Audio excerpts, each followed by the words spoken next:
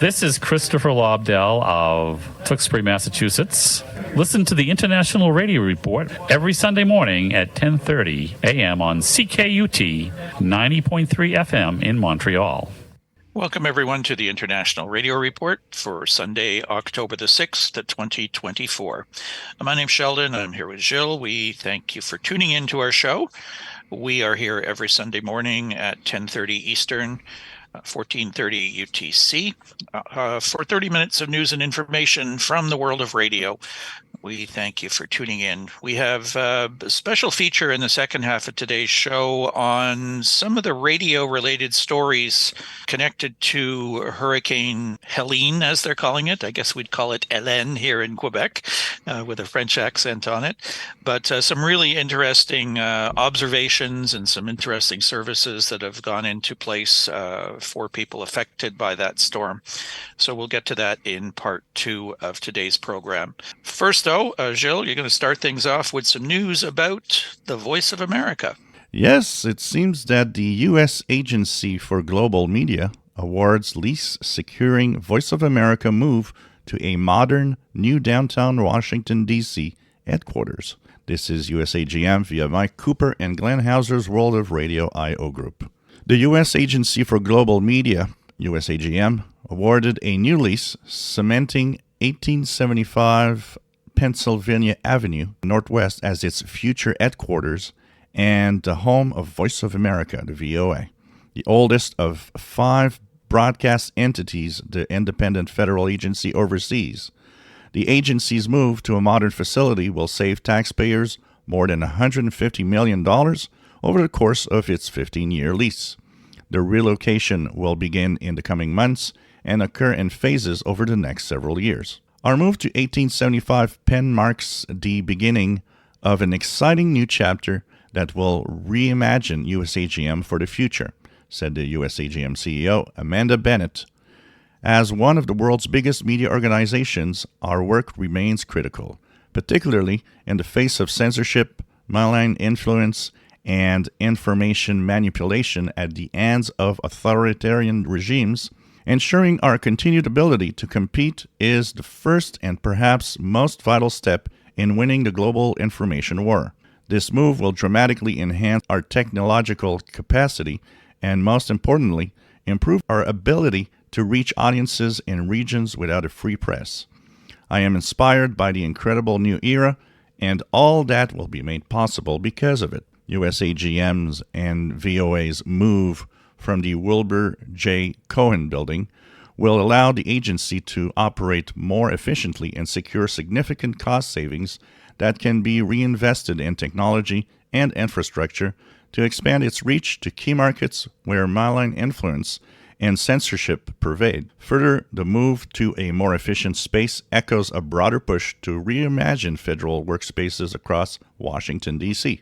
The Cohen Building has been home to Voice of America and U.S. International Public Service Broadcasting since 1954 and was recognized by the Society of Professional Journalists as a National Historic Site for Journalism in 2022. Originally built for the Social Security Administration and listed among the District of Columbia's inventory of historic sites, the Cohen Building exemplifies the stripped classical and Egyptian revival styles popular at the time of its inception.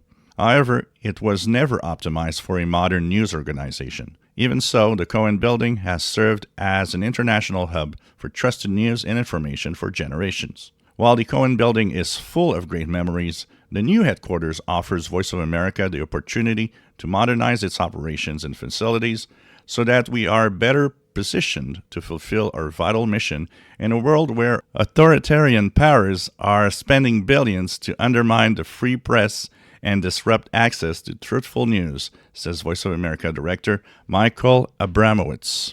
The U.S. Agency for Global Media oversees 5 international broadcast entities, including the Voice of America, the Middle East Broadcasting Networks, Radio Free Europe, Radio Liberty, Radio Free Asia, and the Office of Cuba Broadcasting, in addition to the Open Technology Fund and Frontline Media Fund, all of which seek to connect, inform, and engage people around the world in support of freedom and democracy.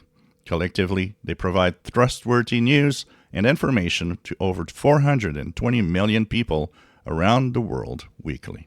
Yeah, I wonder, where this story is going to get released within the United States, because I'm sure some Americans, which Voice of America doesn't really want to talk to, they're not there to recognize Americans unless they're overseas. But if people who don't know anything about shortwave see this and say, well, they're saving $150 million for the Voice of America, well, how much were they spending before that? Like, that's a lot of money. So yeah, it may mean something to people like us and people overseas who maybe have listened to these different services from the USAGM. But for the average American on the street, I would think a lot of them know nothing about this. So it might be kind of shocking to find out that, wow. Anyways, the big move will start happening. And I guess, be nice new facilities coming up for them. We continue on the show over the weeks and months and years, actually, to talk about pirate radio activity. This year, we've had a lot of stories about this increase in fines to pirate radio operators and owners of buildings where pirates operate from. Well, somebody's challenging this now. This comes from via Radio Inc. Symington challenges FCC's right to fine pirate radio operators. A major mission of FCC Chairwoman Jessica Rosenzweig is to target unlicensed radio broadcasters. But as 6 more pirate operators are fined, one commissioner is now challenging the organization's authority to levy these multi-million-dollar penalties. The newly affirmed fines in question affect the Miami and New York City areas. One of the most notable fines was issued against Polynice Fabrice, operator of Radio Touche Douce on 91.1, who was hit with $2.39 million fine at the start of 2024. Despite the hefty penalty, reports indicate the station continues to broadcast. 3 additional unlicensed stations in Miami-Dade County were also penalized. Cameron Brown was fined $358,665 for operating The Plug. Abdias Datis received a $120,000 fine for running Unique FM on 91.7, and Brindley Marshall was fined $358,665 for his operation of Hot 97.7, a pirate station that has plagued the Miami airwaves for decades. In New York, fines were proposed against 3 unauthorized operators.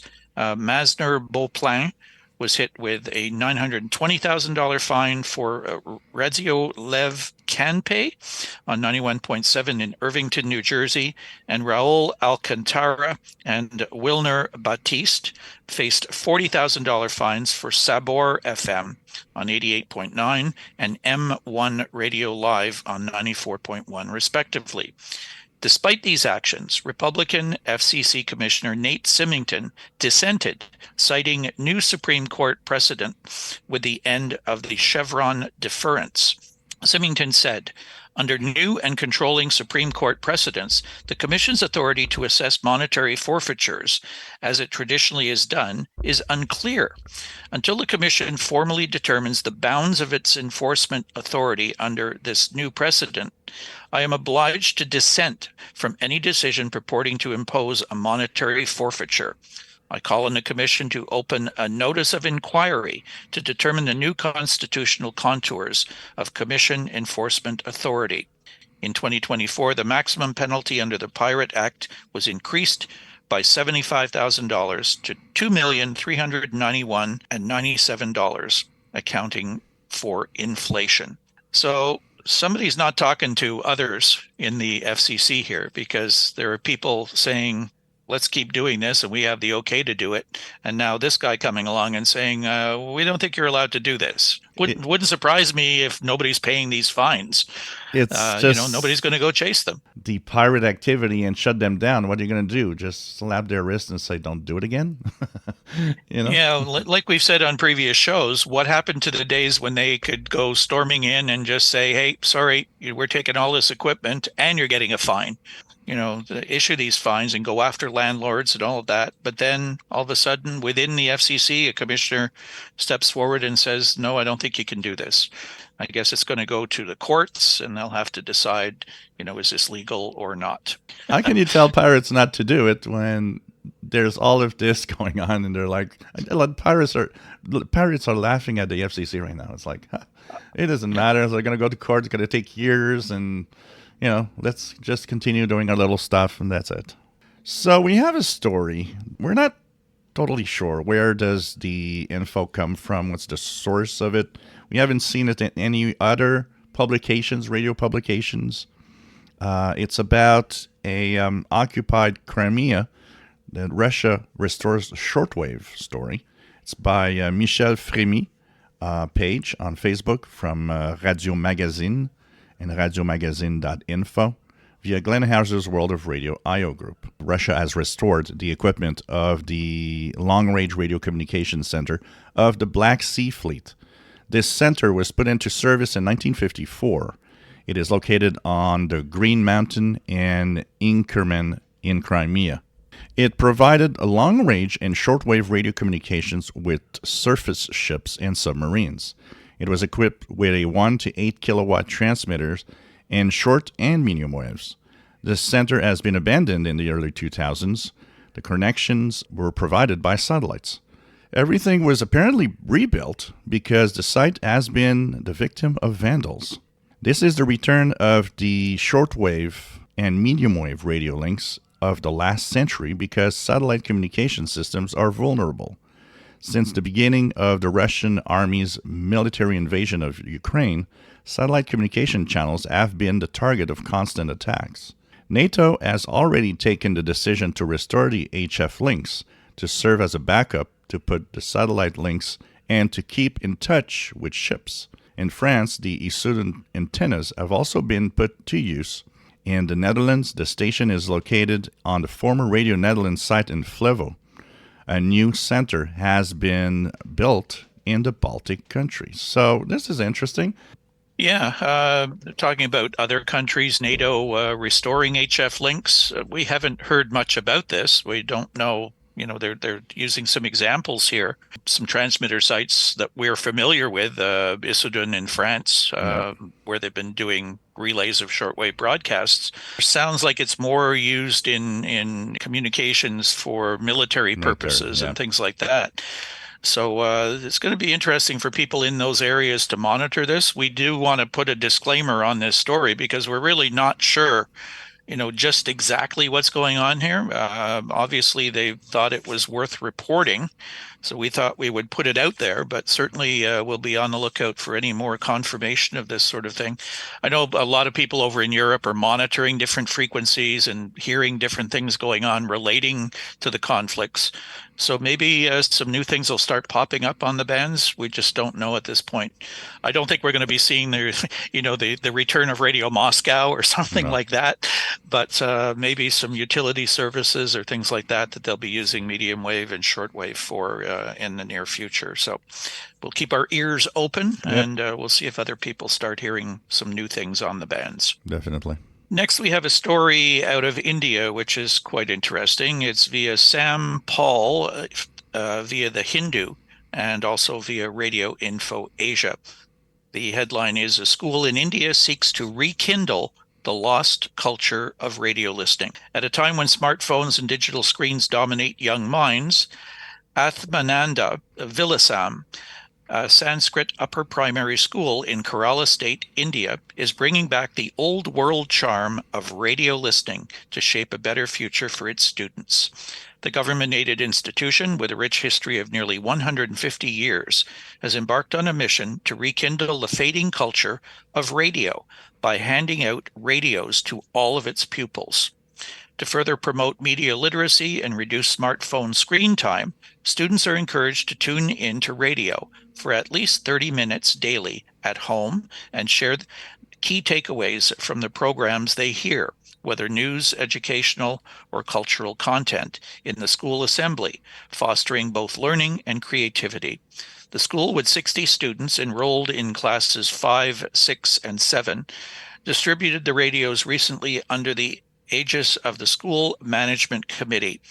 The chairman of the School Management Committee terms radio as, quote, invisible teacher, and sees the initiative as a way to revive the lost culture of radio listening. When the idea of distributing radios to students emerged, school manager KG Ajith Kumar and others supported it wholeheartedly. Within 2 weeks, we acquired 65 radios with the support of the alumni, the Parent Teachers Association, and others, and distributed them to both students and teachers, says a retired program executive at All India Radio. For students like Avantika S. Nair, a Class 5 student, the habit of listening to the radio has already become part of daily life. She now listens to the news and other programs every morning, and her family has also begun tuning in regularly. Teachers at the school believe the practice of radio listening will have long-term benefits for students' attention and comprehension skills. We are already seeing improvements, says Aswini Rajan, a teacher at the school. Each day, 2 students share their insights from the programs they listen to in the school assembly. The practice is enhancing their general knowledge and language skills, and all students are participating enthusiastically. Each radio costs around 2,400 rupees and functions on both electrical power and battery. The school has started plantain cultivation on its campus with the help of students, parents, and teachers. So this is great news. What a novel idea, giving them radios to play with. Get them away from the cell phones, the smartphones, the computers, and go back to old school. And working it into the school curriculum, I think, is really neat. And some of them obviously have taken it home and got their parents back to listening to radio as well. If you bring radio to a maximum amount of kids, you'll have at least that percentage of kids that get hooked, that are going to be radio fans forever. It's also a good idea to remind maybe all of these kids and everyone that in an emergency, this little radio could, save your life. It could be very important because the modern technology, although being great, doesn't work all the time in emergencies. Yeah, it's only great when it does work. Yeah. When it doesn't, you got to have something to fall back on. So what's happening with our sun? Well, our sun is very active. We've got 2 X-class solar flare that happened in the last couple of days prior to the recording of this show. And the strongest of solar cycle 25 yet, an X9.1. Both of them Earth-directed. There is a coronal mass ejection on its way. And the strike is supposed to happen sometime today, October the 6th. So that will be important to check out because we might have some really strong auroras. They predict at least a G3 class storm, and it could easily go more than that. These flares were huge. So we're going to take a look again in the week ahead to all of these sunspots that are flaring right now. There's several of them that are capable of M and X class flares again. So it could be a continued interesting week for solar activity. Sunspot number 229, and listen to this, the solar flux 312. That's pretty high, and we actually were monitoring, Sheldon and me, 10-meter activity on AM mode on 29,000 kilohertz. A few stations, one that was very strong that I got with my little portable radio and a telescopic antenna was VE6CQ out of Calgary, Alberta on 29050. And as we were recording the show, I am amazed that, and I could see it even now as we're recording, World Music Radio coming in really well on 25800, the station from Denmark, which is pretty low power too. So this tells you that, when solar activity, when the conditions are quiet but solar flux is very high, it's just amazing what we could hear. But the only way we could actually hear all of that is to turn a radio on and listen to it. I'm Thomas Witherspoon of Asheville, North Carolina, and you're tuned to the International Radio Report, 30 minutes of news about radio on CKUT 90.3 FM in Montreal. Conditions certainly have been great on the radio, and there's been lots of interesting things to listen to, but we want to really focus a little bit here on the show today about the importance of radio. And we've been seeing it firsthand with the people and areas that have been affected by the massive storm Hurricane Helene in the southeastern United States, particularly affecting places like northern Florida, Georgia, and North Carolina in particular. I've been monitoring a lot, both TV streams that have been coming through for stations that were able to broadcast, but in particular radio. And one in particular is in North Carolina. It's a group of radio stations run by iHeart. And we have to compliment iHeart for jumping in and picking up the ball here, canning all of their regular programming on all of their stations in North Carolina and substituting it with the feed of 24-hour-a-day commercial-free health and welfare support communications over radio. In many cases, if you've been following the storm, North Carolina, Western North Carolina, one of the hardest hit areas, cities literally wiped off the map. Lots of people killed, lots of people unaccounted for. Radio has really stepped forward, and there's just been some amazing radio happening in the affected areas. We received a story today through Radio World of how iHeart's WWNC has covered the storm and its aftermath. And amateur radio has stepped in as well, also helping people, saving lives. The story, we'll put a link to it on our Facebook group. But floodings from heavy rains from the hurricane on a street in Asheville, North Carolina, with heavy rains causing record flooding and damage on September the 28th. Mark Starling knew when daybreak arrived last Friday in Western North Carolina that the scenes his listeners would face would be jarring. Well, I don't think they had any idea of what they'd be facing. He says, "You're not going to know how to react," he told the audience of his AM radio morning show, First News on 570 that day. He just kept telling everybody, okay, it's okay to be scared. It's okay to not be okay. Overnight, they got blasted. And when they woke up the next morning, that's when they realized the impact of everything. And these stations jumped into service. The interesting thing is the announcers were trapped inside the radio station. Trees had come down. They couldn't get out of the building. They amazingly were able to keep broadcasting and still had power sources available to them. Now, a week later, they're staying in the studios. One of the announcers pops to his home for 10 minutes or so and then comes back to the station. They're on shifts. They're going continuously. We want to actually play a recording, just a little sampling of what you can hear by listening to the feed. You can catch it online. We'll put links up for you. But I think you'll hear a multi-station ID of what iHeart was doing and a little bit of the ID of the service that the station is performing.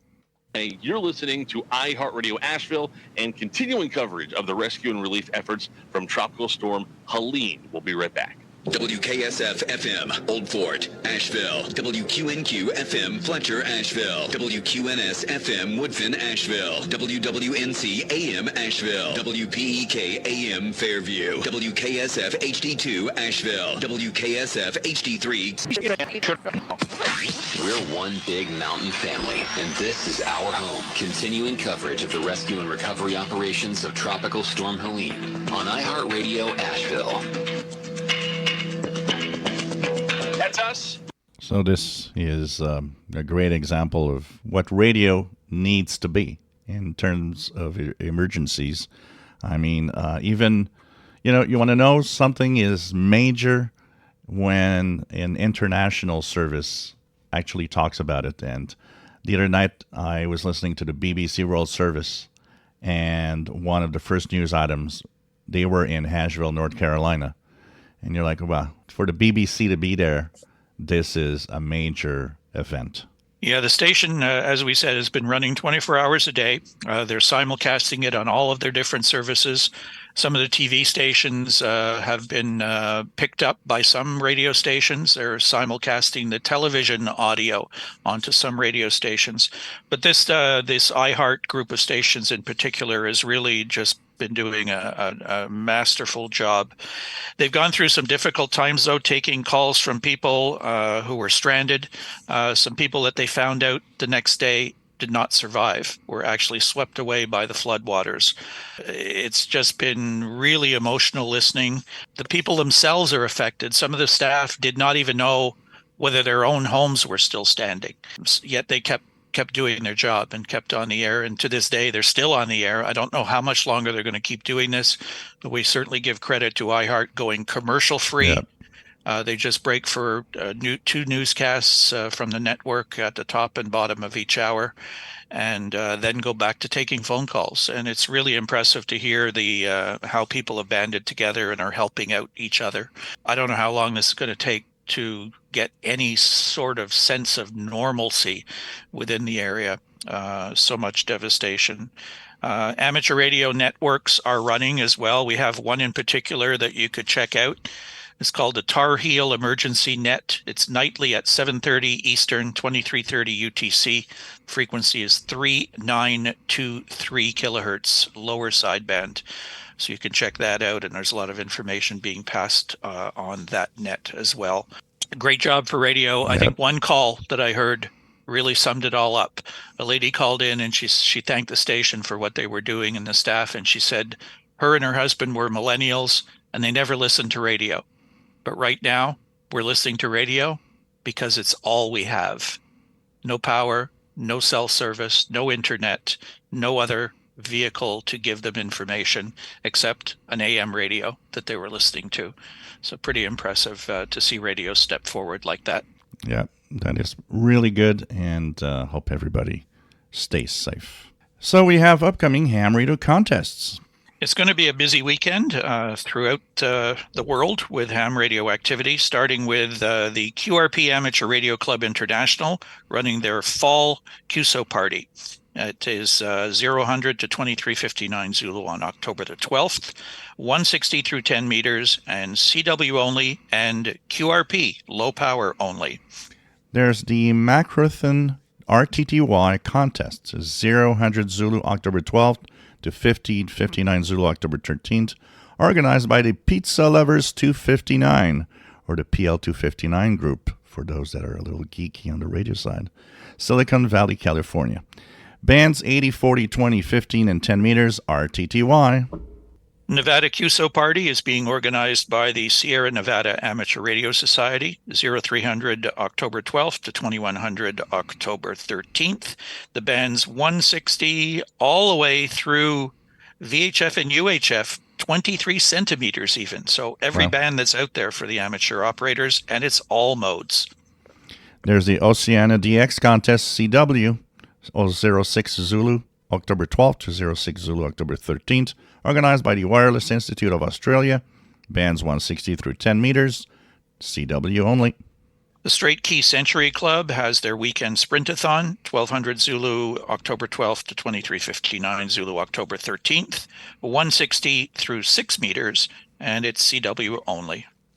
The Arizona QSO Party, 1500 Zulu October 12th to 0500 Zulu October 13th, organized by the Amateur Radio Council of Arizona, bands 160 through 10 meters without the work bands, and CW and phone. The Pennsylvania QSO Party Association is organizing the Pennsylvania QSO Party, 1600 Zulu October 12th to 2200 Zulu October 13th, 160 through 2 meters, and that is all modes. And finally, the South Dakota QSO Party, 1800 Zulu October 12th to 1800 Zulu October 13th, organized by the Prairie Dog Amateur Radio Club. The bands 160 through 70 centimeters, modes are phone, CW, and digital. And we are out of time. Yeah, lots of information this week. Please go and check out our Facebook page, which is International Radio Report, and you can join it. Our YouTube channel, you can listen to our show anytime you like and go back and listen to previous shows. Go to youtube.com/@IRR. Our program is live streamed and archived at ckut.ca. And if you'd like to get in touch with us, our email address is radioreport@yahoo.com. And finally, our X account at IRR CKUT. We invite you to follow us there. Thanks for tuning in. We'll talk to you again next Sunday with our next edition of the International Radio Report on CKUT 90.3 FM in Montreal. Bye-bye, everyone. Attention, attention. This is the first broadcast of Radio